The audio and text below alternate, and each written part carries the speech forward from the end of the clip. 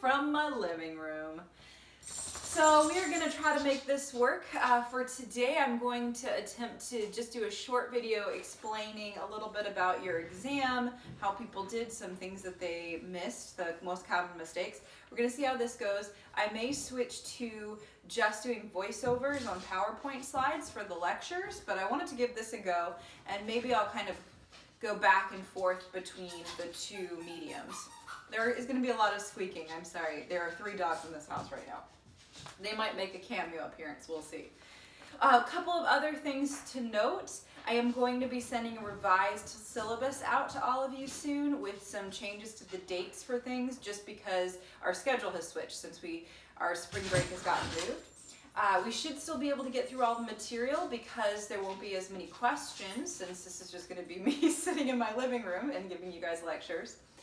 I am going to put message boards for each week where you can ask questions and I can come in and answer them so that the whole class can see, and you can get feedback from any question you might have, and everybody can see and share in that feedback. So please take advantage of those when those go live. And also, the other thing I'm going to be doing is posting some pop quizzes. Those will be available for 24 hours after the video associated with them goes live, just like they would be for class, except for you'll be doing them on your own at home. And you'll have a 15-minute window in which to complete those quizzes. Again, I'm going to give you more details about this as we get closer to starting off the rest of our spring semester online. But I did want to take a moment and just reach out to you all to talk about your midterm exams. I have posted your midterm grades. Please take a look at those. If you are struggling in this class, you may want to consider dropping the course, because I think things are going to get a little bit more complex as we move forward.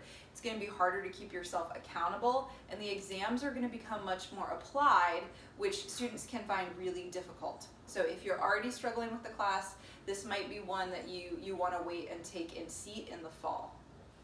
But overall, people did fairly well on this exam. The average was a 79, which is 1 percentage point better than the first exam. And remember, I curved that first exam. So Dolly's coming to say hello to you all. This is one of my dogs. She's the bad one. Anyway, it was 1 percentage point higher without a curve, so that's excellent. Really good improvement, especially on difficult material like sensation and perception and learning. Speaking of learning, that was the main thing that people struggled with on this exam. So in going through the exam, I did notice a couple of things that people seemed to have issues with. There were some that were just simple memorization, like you forgot that light is made up of waves and the distance between them determines color. Something as simple as that. Again, that's simple memorization. But there were a couple of things that I noticed that people seemed to be struggling with, and those mostly had to do with classical and operant conditioning. So I want to go through the major areas where I saw issues. So we had the example of Tiffany, who was getting headaches, and her mother gives her medication to help with those headaches.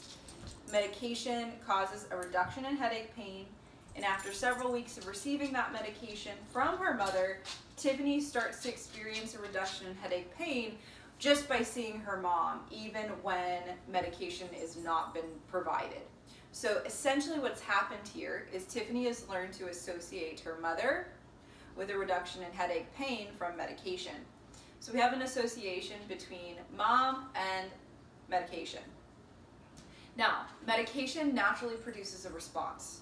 So if medication is the thing that naturally produces the response, then we know that it is an unconditioned stimulus. Remember, unconditioned stimuli are unlearned. You already had that knowledge. So unconditioned stimulus is medication, and the unconditioned response would be a reduction in headache pain. You didn't need to learn that headache pain is reduced by medication. Now, the conditioned stimulus in this scenario is the mother, because she's experiencing the reduction in headache pain when she sees the mom. So the mom is the conditioned stimulus here, because moms are not naturally associated with a reduction in headache pain. That's a learned one, a learned association. So mom is the conditioned stimulus, and the conditioned response is the reduction in headache pain after seeing the mom, because that needed to be learned. Remember, think of the word conditioned as learned and unconditioned as unlearned or natural. So that was one thing that people seem to have struggles with. The other thing that people seem to have struggles with, you guys were actually pretty good on the fill in the blank for positive reinforcement. There were a couple of people who missed that, but by and large, most people had those perfect. You want to look for those at what happens to future behavior. So if that behavior stops, we know a punishment has occurred, and if the behavior is increasing or continuing, we know a reinforcement has occurred. And then you're going to be looking at whether something was added or subtracted from the situation, and that will tell you whether it was positive or negative. The reinforcement schedules, some people struggled with the reinforcement schedules. That was just a simple memorization thing. Did you remember what the graphs looked like for variable ratio or variable interval? So please go back through that if you know that that was something that you had an issue with. And then finally, in terms of the short answers, people were fairly good for those. I did have some people who were a bit confused about punishment and how to make it effective. So the 3 ingredients to make punishment effective are immediacy, significance, and consistency. And instead of using punishment, I had a few people who said to reinforce desired behaviors, and that's a very good approach. And I gave you guys credit for that. But the answer I was looking for there was to use extinction. And in particular, to avoid giving any kind of reinforcement during that extinction process, or you will have put somebody on a variable schedule. This is what we were talking about earlier in the semester when we discussed the kid in the grocery store. If you remember that the child in the grocery store who's throwing the temper tantrum, that we want to avoid giving any kind of reinforcement in that scenario, because if we do, we have put that child on a variable schedule and they're just going to keep throwing tantrums because they think they might be able to get what they want this time. Okay, so that is a little bit of an overview of your exam. If you would like more individualized feedback, I can do that for you. Just send me an email and I can give you some more specific feedback on what you did wrong. Moving forward, everything's going to be online, so you'll have access to all of that feedback. But for this one, because it was hard copies, it's kind of hard for me to give you individualized feedback, but I'm happy to do so.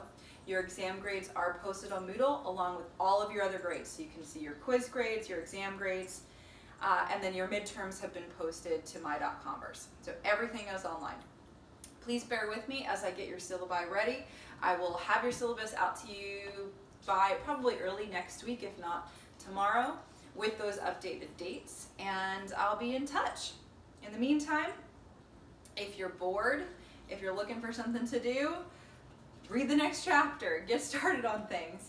And as a kind of another way to kind of reach out to students and be connected to you all while we are apart, if you'd like, you can follow me on Instagram at the Oat Professor. I'll be posting updates there, reminders for things you need to do for class, little snippets, and maybe even some videos of the dogs. That's THE, the HAUTE, Oat Professor. So the Oat Professor, follow me there and you'll see some updates about the class and about just fun things to keep you smiling during this difficult time. Hope you guys are staying safe and well, and fingers crossed I get to see you later this semester in person, but if not, we will enjoy our internet relationship. Okay guys, I'll talk to you later. Bye.